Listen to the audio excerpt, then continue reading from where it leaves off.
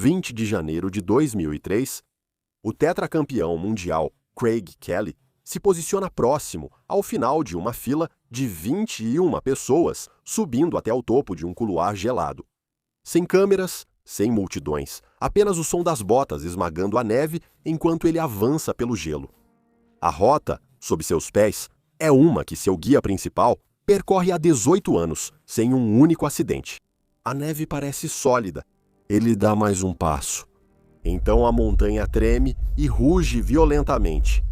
Craig, o Michael Jordan do snowboard e um pai que estava há poucos dias de se tornar um guia certificado, agora está cara a cara com um desastre que ele passou 2 anos aprendendo a evitar. Este snowboarder já está morto. Ele só não sabe disso ainda. Meu maior medo é morrer de verdade. É assassinato mesmo e eu morro preocupado com algo, aí bato as botas. Bem-vindo ao Extreme. Em 1992, quando o preço de um galão de gasolina era $1, Craig Kelly fez algo que você provavelmente chamaria de insano. Ele era o snowboarder mais dominante do mundo, com 4 títulos mundiais e um contrato de milhões com a Burton Snowboards, os reis indiscutíveis da indústria. A Burton não apenas o contratou, eles construíram toda a identidade global da marca em torno da imagem dele, quando de repente ele decidiu largar tudo. Ele não parou por lesão ou falta de dinheiro. O esporte estava explodindo. Grandes contratos ainda estavam na mesa. Seus títulos ainda eram recentes. E aos olhos de todos, ele estava no auge. Craig parou pelo mesmo motivo que começou a fazer snowboard. Em 1981, quando um garoto de 14 anos em Mount Vernon, Washington, pegou um snowboard de madeira rudimentar em uma loja de bicicletas só para experimentar e sentiu algo que nunca tinha sentido antes. Naquela época, o snowboard ainda não era um esporte. Não havia competições, nem atletas profissionais, nem prêmios em dinheiro. O snowboard era só uma prancha larga, com tiras para os pés, parecendo mais um brinquedo do que equipamento esportivo. A maioria das estações de esqui nem permitia seu uso nas pistas. Só destemidos e adolescentes aventureiros andavam. Craig Elmer Kelly era exatamente esse tipo de adolescente. Craig Elmer Kelly cresceu em Mount Vernon, Washington, no noroeste do Pacífico, cerca de 90 minutos ao norte de Seattle. Os pais de Craig Elmer Kelly se divorciaram cedo e seu pai tinha uma empresa de mudanças. Então Craig Elmer Kelly tinha muito tempo livre e não queria se acomodar. Muito antes de ver neve, Craig Elmer Kelly era um garoto do bairro buscando emoção. Aos 12 anos, ele era um competidor de BMX em nível nacional. Aos 13 anos, ele já estava dominando o asfalto com seu skate.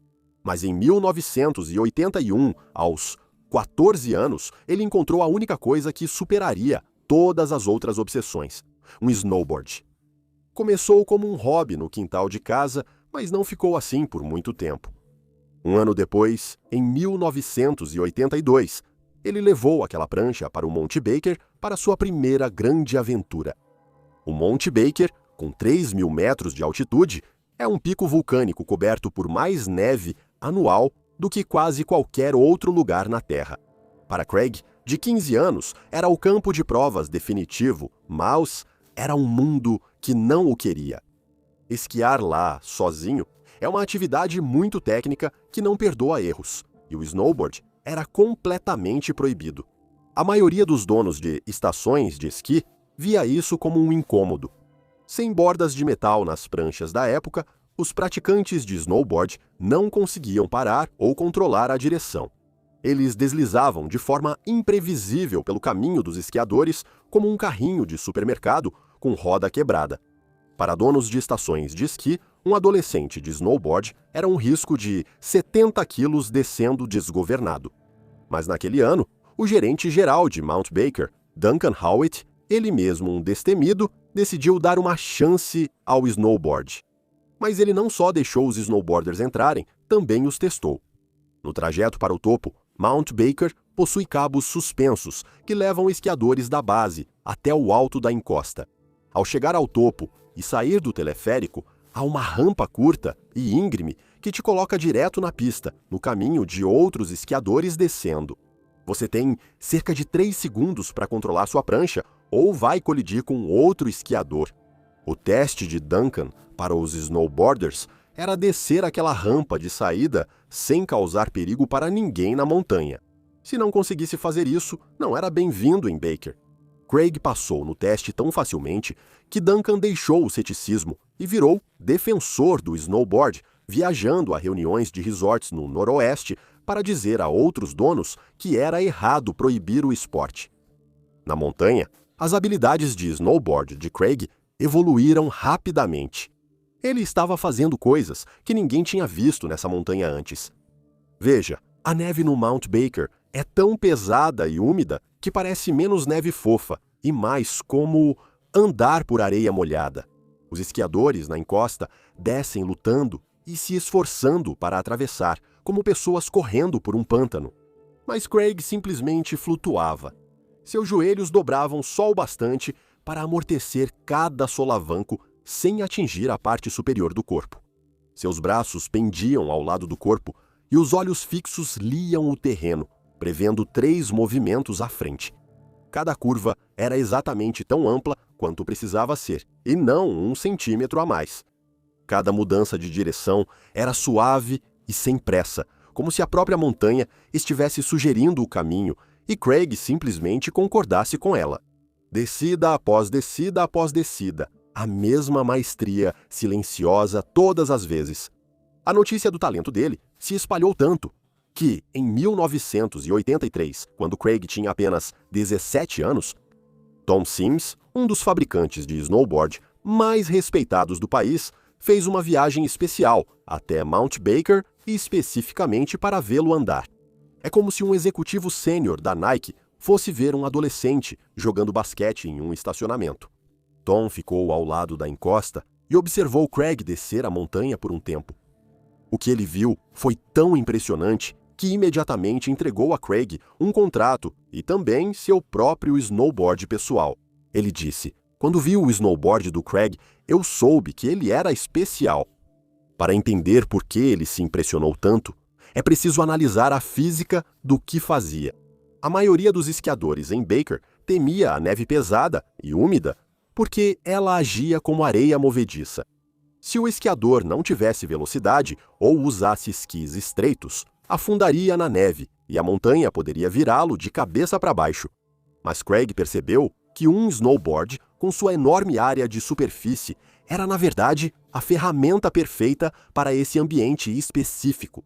Ele descobriu que, se mantivesse sua prancha plana e sua velocidade alta, poderia deslizar sobre o topo da neve molhada e pesada como uma lancha em um lago. Então, enquanto os esquiadores ficavam atolados, Craig deslizava por cima a velocidades que pareciam simplesmente impossíveis. O estilo dele era clínico. Ele usava o peso do corpo para criar uma borda virtual, inclinando-se nas curvas com precisão de engenharia. Ele calculava o arco das curvas na cabeça antes mesmo de se inclinar sobre a prancha. Em meados da década de 1980, o snowboard havia se tornado um esporte competitivo de verdade, com competições formais atraindo os melhores praticantes do mundo. O equipamento, enfim, atendia às necessidades dos praticantes. As pranchas melhoraram, as fixações melhoraram, o esporte ficou mais rápido, o dinheiro começou a entrar e Craig estava no centro de tudo isso. Porque Craig, junto com Jake Burton Carpenter, o fundador da Burton Snowboards, definiu os padrões do que uma prancha de snowboard realmente podia fazer. Craig passava os fins de semana nas montanhas, testando os protótipos que Jake lhe dava e voltava com um feedback técnico detalhado sobre como a prancha se comportava, como ela flexionava, como fazia curvas, como segurava a borda na neve pesada. Ele criava as ferramentas que o esporte usaria nas próximas 2 décadas. As pranchas que eles construíram juntos estabeleceram o padrão para tudo o que veio depois, e os resultados de horas de treino apareciam nos seus recordes. Veja, Craig Kelly não apenas vencia, ele dominou o esporte do snowboard. O US Open virou o quintal dele. Isso é o equivalente ao Wimbledon no tênis para os praticantes de snowboard. Em certo momento, ele venceu quase todas as competições que participou durante um ano inteiro. De vencer 3 US Opens consecutivos de 1987 a 1989 a se tornar campeão mundial direto de 1988 a 1991. Em 1992, Craig tinha tudo o que um jovem de 25 anos poderia sonhar. Ele era milionário. A Burton Snowboards, o maior nome da indústria, construiu toda a sua identidade de marca em torno dele. Ele foi o primeiro snowboarder a aparecer em um grande comercial de televisão. Os fãs o chamavam de Michael Jordan do snowboard. Então, ele deveria estar feliz. Bem, ele não estava. Acontece que, em 1988, ele tomou uma decisão que definiria o resto de sua carreira. Ele era o atleta estrela de Tom Sims, o homem que o havia descoberto. Mas Craig tinha alma de engenheiro e percebeu que a Burton Snowboards, outro grande fabricante, era a melhor escolha para ele. Eles tinham a pesquisa, a profundidade em engenharia e a visão que combinavam com o estilo dele. Então, em maio de 1988, ele assinou um contrato exclusivo de patrocínio e uso de imagem por vários anos, enquanto seu contrato anterior com Tom Sims ainda estava em vigor. Burton ofereceu mais que um salário maior. Eles também lhe deram um lugar na equipe de engenharia e acesso a uma fábrica que estava investindo muitos recursos em pesquisas de ponta. Craig simplesmente não ia deixar um pedaço de papel impedi-lo de usar uma prancha melhor. Como ele poderia? Apesar de sua escolha lógica, o que ele fez era legalmente problemático. Tom Sims imediatamente processou Craig por supostamente violar seu contrato e pediu $5 milhões em indenização. Pelos próximos meses, o maior snowboarder do mundo ficou preso em um inferno corporativo e jurídico. O tribunal acabou decidindo que, apesar do novo acordo com a equipe Burton, seus direitos comerciais e identidade profissional ainda pertenciam legalmente a Tom, pelo restante da duração de seu contrato original. Craig podia competir pela Burton e desenvolver a prancha, mas não podia representá-los legalmente. Ele não podia aparecer nos anúncios, usar seus logos ou sequer contar a um repórter qual prancha usava.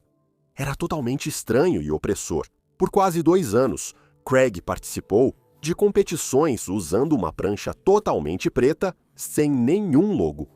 Enquanto outros profissionais exibiam patrocinadores chamativos, Craig era um fantasma. Ele estava ganhando títulos mundiais enquanto era legalmente proibido de ter voz.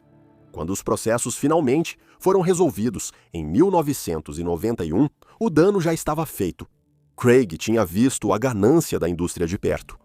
Ele percebeu que, para o mundo corporativo, ele não era humano, mas apenas um ativo a ser disputado como um imóvel. O esporte também entrou em uma fase estranha, onde o snowboard em si virou algo secundário diante de tudo ao redor. O foco estava em fazer algo maior, algo mais dramático, algo que vendesse mais pranchas e estampasse mais capas de revistas. Era tudo demais para ele. Então, em maio de 1992, no auge absoluto do seu poder, ele fez algo que a indústria achou insano. Ele foi embora. Ele virou as costas para contratos de vários milhões de dólares enquanto eles ainda estavam na mesa. Simples assim. Ele citou o aumento da ganância e da energia negativa. Mas a verdade é que ele estava exausto por um sistema que transformou aquilo que ele amava em um produto. Os anos seguintes foram a primeira vez na vida de Craig em que ele não tinha agenda nem obrigações e nenhum lugar onde precisava estar. Seu contrato de marketing com a Burton Snowboards foi convertido em um patrocínio vitalício, o primeiro desse tipo na história do esporte. Ele não era mais pago para vencer. Ele era pago simplesmente para ser Craig Kelly. Para muitos atletas, isso seria um plano de aposentadoria. Para Craig, era uma bolsa de pesquisa. Ele praticou freeride em neve intocada ao redor do mundo. Groenlândia, Índia, Japão, Turquia, América do Sul, África. Ele encontrava montanhas que ninguém tinha descido antes. e abria linhas de descida nelas que ninguém tinha pensado em procurar. Mas a expressão máxima dessa liberdade foi uma jornada de 14 meses que redefiniu sua vida.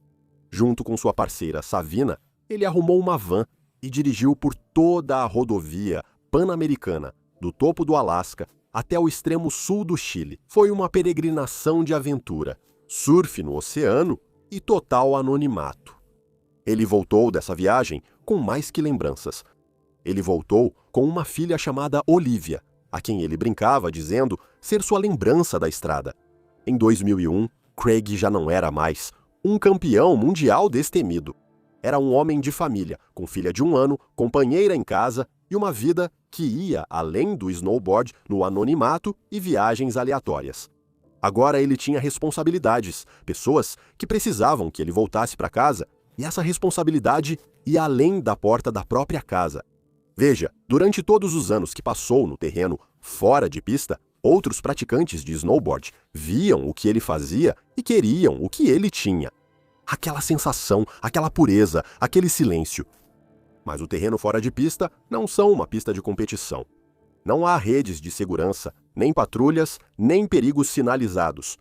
E, escondida naquela neve linda e intocada, existe uma estrutura em camadas que pode te matar em segundos se você não souber interpretá-la. Ele decidiu aprender a protegê-los profissionalmente, obtendo uma credencial de valor. Em 2001, Craig entrou no programa de certificação da Associação de Guias de Montanha do Canadá, a credencial profissional de guia mais rigorosa da América do Norte. Ele foi o primeiro snowboarder a ser aceito e em 2002 mudou sua esposa e a filha deles de 1 ano, Olivia, para Nelson, na Colômbia Britânica, a capital não oficial dos guias de montanha de elite do mundo. Ele estava construindo uma vida onde sua habilidade não era usada para marcar pontos, mas como um escudo para as pessoas que o seguiam, uma forma de guiá-las profissionalmente até as paisagens incríveis que ele já tinha passado anos aproveitando. No início da temporada de 2003, Craig fez o exame profissional de certificação em avalanches para obter a licença plena da Associação Canadense de Guias de Montanha e passou com louvor. Por décadas, o mundo do guia profissional era um clube exclusivo para esquiadores, que acreditava que um snowboarder simplesmente não conseguiria lidar com as exigências técnicas necessárias para manter um grupo vivo aqui no alto das montanhas alpinas. Ao conquistar essa credencial, Craig estava quebrando um teto de vidro e provando para os montanhistas mais elitizados do mundo que era tão seguro e tão profissional quanto qualquer esquiador. Ele estava há poucas semanas de obter autoridade legal para liderar um grupo comercial nas áreas remotas de montanha do Canadá. Mas, para concluir o programa, ele precisava de horas de campo supervisionadas em condições reais. Para isso, ele assumiu uma posição de aprendiz na Selkirk Mountain Experience, uma operação guiada em áreas remotas, baseada em refúgios nas montanhas Selkirk, no norte da Colômbia Britânica, administrada por um guia nascido na Suíça chamado Rudy Beglinger. Rudy guiava esse terreno há 28 anos. Ele possuía a certificação de guia mais alta disponível em qualquer lugar do mundo, por 18 anos consecutivos, sem um único ferimento grave ou morte sob sua responsabilidade. Seus convidados tinham um apelido para o lugar: Experiência Militar de Selkirk. A palavra dele na montanha era lei absoluta. Para o resto do mundo, Craig Kelly era uma superestrela. Para Rudy, ele era só mais um aprendiz que precisava mostrar que podia lidar com a enorme responsabilidade pelas vidas de outras pessoas. Craig abraçou o trabalho pesado. Ele passava os dias fazendo tarefas que campeões mundiais costumam pagar para outros, como abrir trilhas e carregar equipamentos pesados. Ele era o aluno perfeito. Ele confiava plenamente no julgamento dos professores e os ouvia. Ele deixou o ego de lado e simplesmente fez o que lhe mandaram. Essa confiança profunda em seus mentores era para mantê-lo seguro. Essa humildade estava prestes a lhe custar caro de um jeito inimaginável.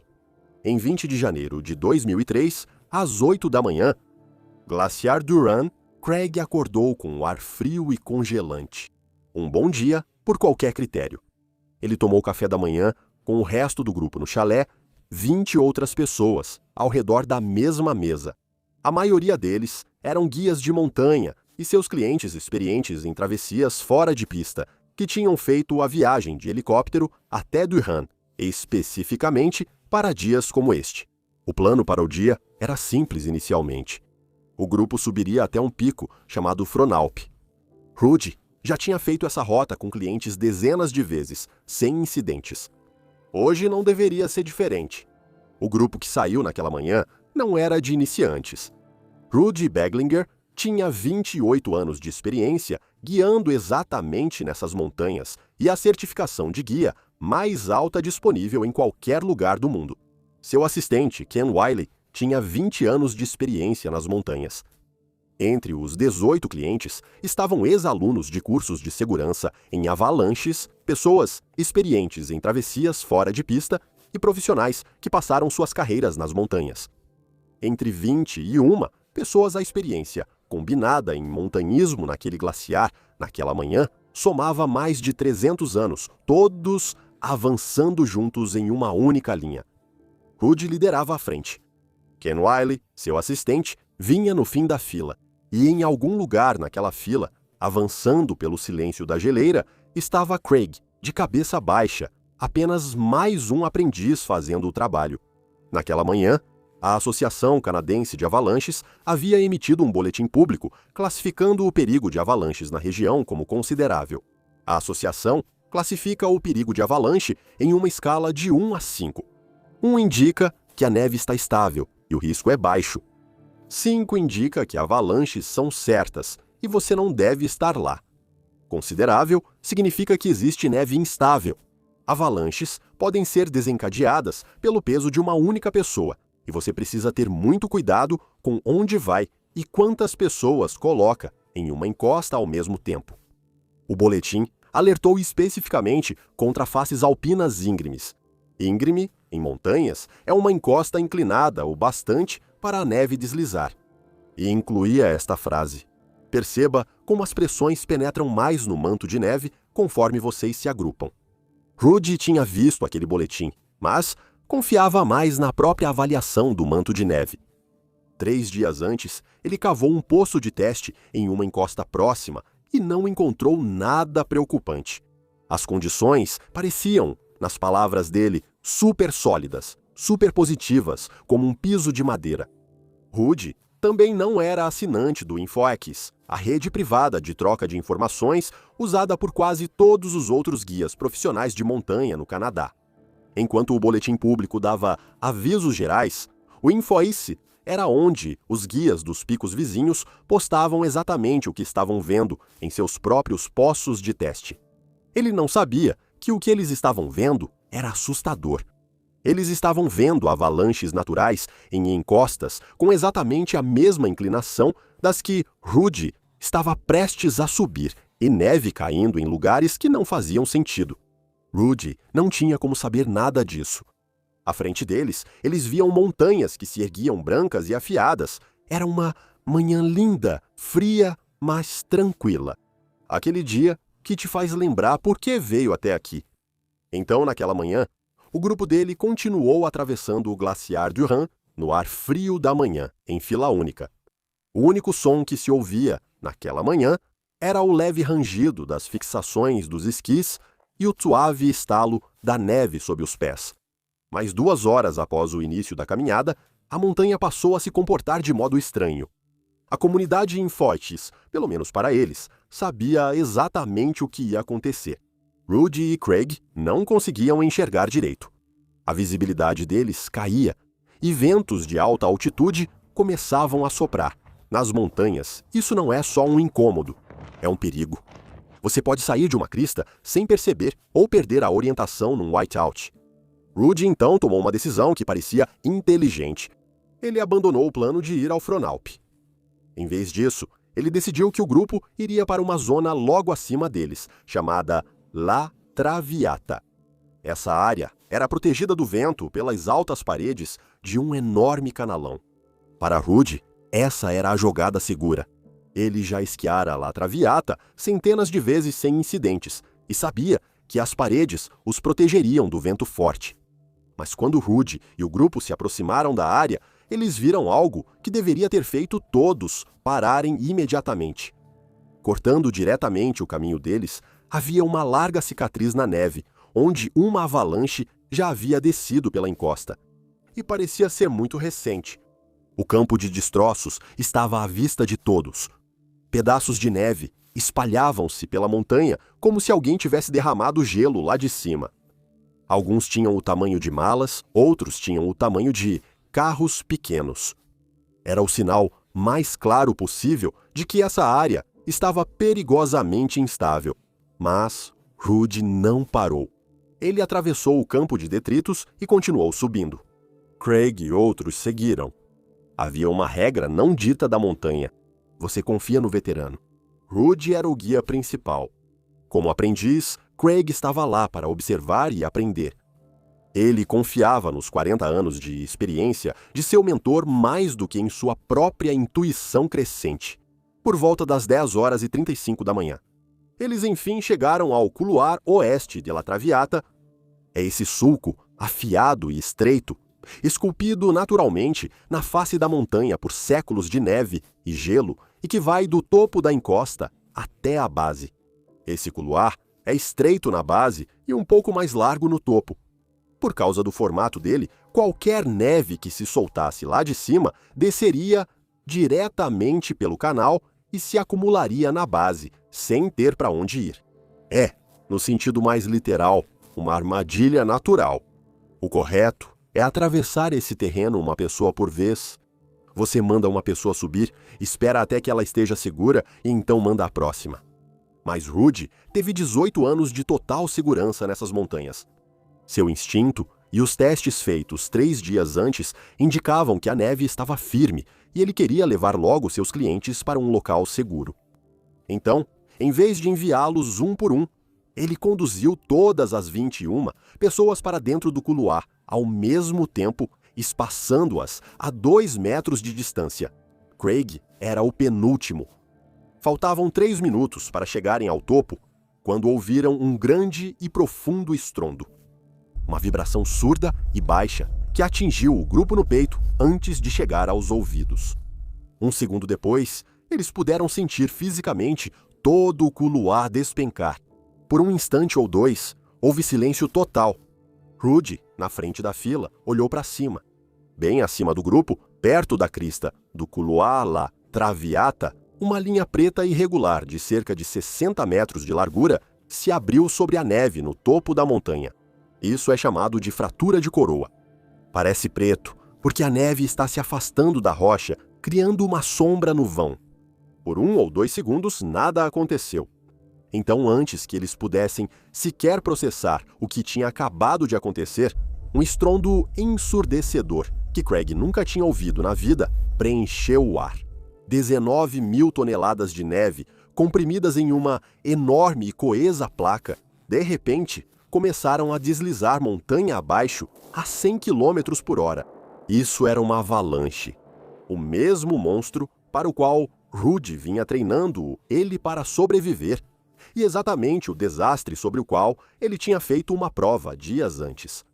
Agora estava vindo direto na direção dele. A avalanche o derrubou e o arrastou para o fundo da ravina. Tudo durou cerca de 30 segundos. Então silêncio. Silêncio total e aterrorizante. Rudy estava quase no topo quando a avalanche foi desencadeada.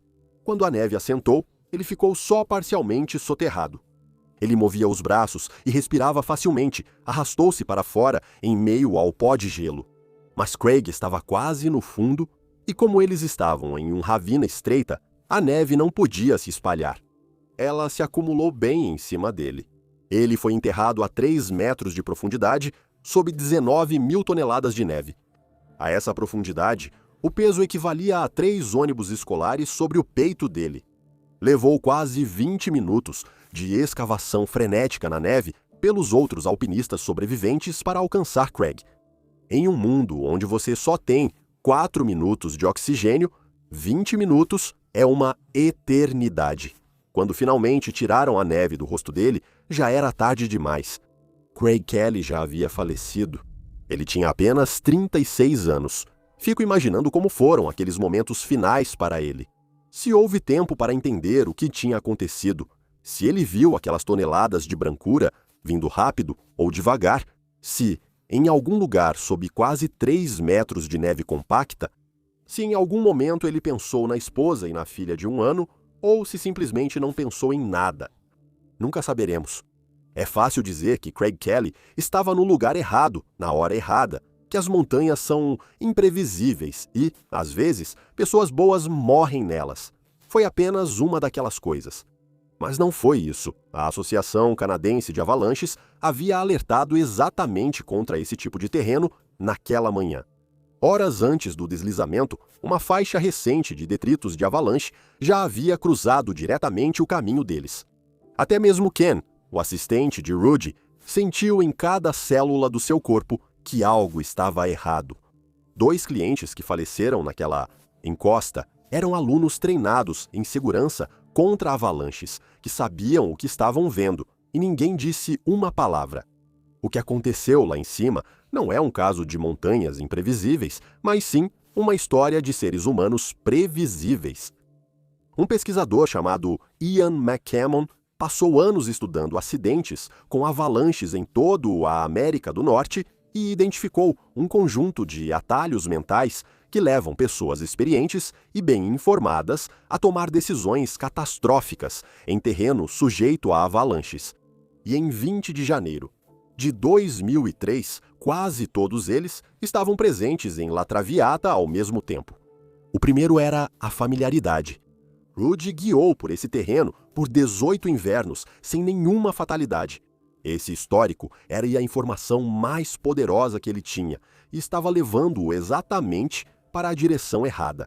A montanha nunca havia matado ninguém aqui, portanto, era segura. Isso não é lógica, mas depois de 18 anos, sem uma morte, parece lógica.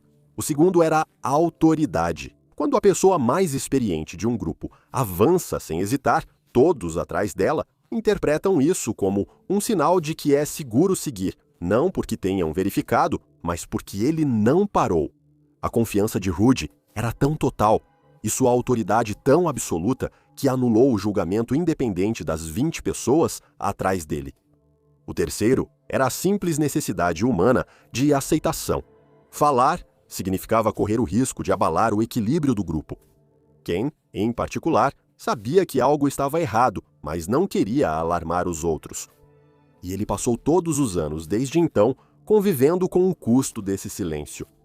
Só lembrando, todo mês no Patreon lanço um vídeo exclusivo que não está em nenhum outro lugar. A série se chama Os Avisos Estavam Lá. Links na descrição. Agora vem a parte mais difícil de aceitar. Craig tinha conhecimento mais recente sobre avalanches do que quase qualquer outra pessoa naquela encosta naquela manhã. Quero dizer, ele passou 2 anos estudando exatamente o tipo de condições que existiam na La Traviata naquele dia. Mas ele estava há 3 semanas no estágio. Nessa hierarquia, o aprendiz observa, o aprendiz aprende. O aprendiz não questiona o mestre guia, com 28 anos de experiência e um histórico perfeito. O homem que voltou à escola para proteger os outros foi morto pela coisa que ele voltou à escola para evitar, e ele nunca teve autoridade para dizer uma palavra sobre isso. Essa não é uma história de montanha. Essa é uma história humana. E isso acontece em todo lugar onde a experiência está no topo de uma hierarquia e o silêncio está na base. 7 pessoas morreram em La Traviata naquela manhã. As autoridades consideraram as 7 mortes acidentais. Nenhuma acusação criminal foi apresentada. O próprio Rudy nunca assumiu a responsabilidade. Ele declarou publicamente que não se considera responsável pelo acidente. Eu acho que aquilo foi um mero acidente, que ninguém poderia ter previsto que aconteceria. A Selkirk Mountain Experience continuou operando. Mas Ken Wiley não conseguiu seguir em frente facilmente. Nos anos após La Traviata, seu casamento desmoronou. Ele deixou de ser guia e assumiu um cargo administrativo na Associação Canadense de Avalanches. Por uma década, ele ficou diante de plateias e apoiou publicamente o que mais tarde chamou de mentira, que as montanhas trazem tragédias de vez em quando e que essas coisas estão destinadas a acontecer. Ele sabia que isso não era verdade. Ele sabia que os erros profissionais deles eram graves e não disse nada. Novamente, em 2014, 11 anos após a avalanche, ele finalmente escreveu tudo em um livro chamado Enterrado. Sua confissão central. Sempre soube que nossos erros profissionais eram graves. Ele passou todos os anos, desde então, construindo uma carreira, ensinando outros a não repetir o silêncio que custou a vida de 7 pessoas em La Traviata. Beglinger rejeitou o livro, dizendo que era cheio de mentiras do início ao fim. Os 2 relatos nunca foram conciliados.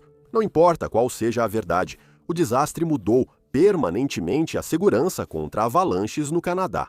Todas as operações comerciais fora das pistas passaram a ser obrigadas a aderir o serviço de compartilhamento de informações que Rudd não usava.